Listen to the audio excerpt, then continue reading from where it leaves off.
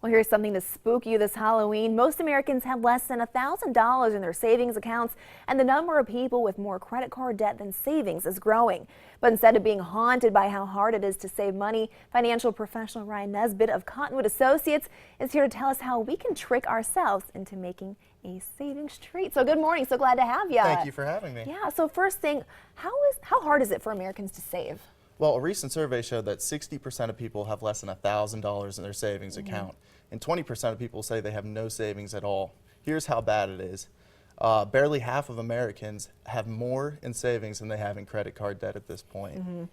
All right. So what are some of the tips or tricks that people can use to start saving and get that savings account up? Well, one thing you can do is find a good cash rewards credit card.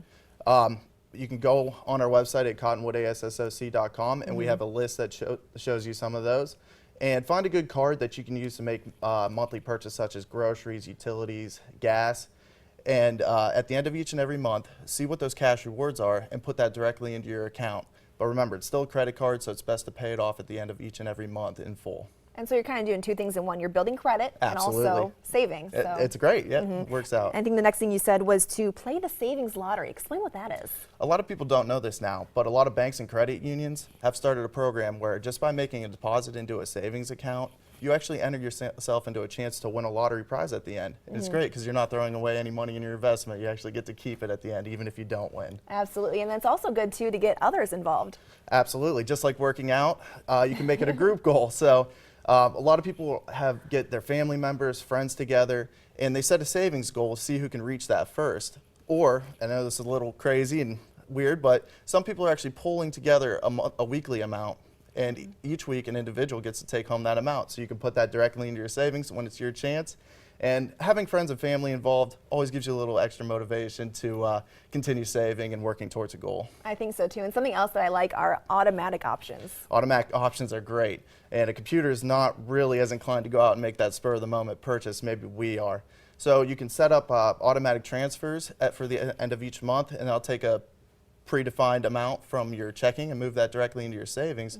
But there's also a lot of great apps out there. Some will round up every purchase to the nearest dollar and move that amount into your savings account, while others actually track your purchases each and every month and see if there's a surplus somewhere, and that moves that amount into your savings account as well, and that's pretty cool. Gotcha. And it's always good, too, to bank that newfound income. Always. And you can kind of treat it like a tax return. Now, I know a lot of people like to get that tax return, they go out and spend it, but one of the best things you can do is put that directly into your savings. And if you do get a raise, at that point, almost treat it like you never had that money to begin with. So it's not like you're ever losing anything since you never had it.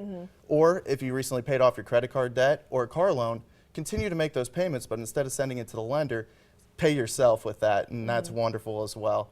So those are a few things you can do automatically that can really boost your savings. All right. It's simple stuff, too, it seems. It's really simple. There's a lot of simple things you can do. I know we're not using as much cash these days, but if you can start a change jar, and even if you only save $10 a month by the end of the year, that's $120. Exactly. And I don't know if you do any couponing, but you can start couponing, and each and every week when you go to the grocery store, take a look at the bottom of the receipt, see how much you saved due to those coupons, and maybe move those into the savings. All right. Every little bit adds up, Every too. little bit adds up. And All the last tip I can give you is, I don't know how many times I've gone into restaurants, and you can get $50 gift cards for $40. So why not take the difference from that?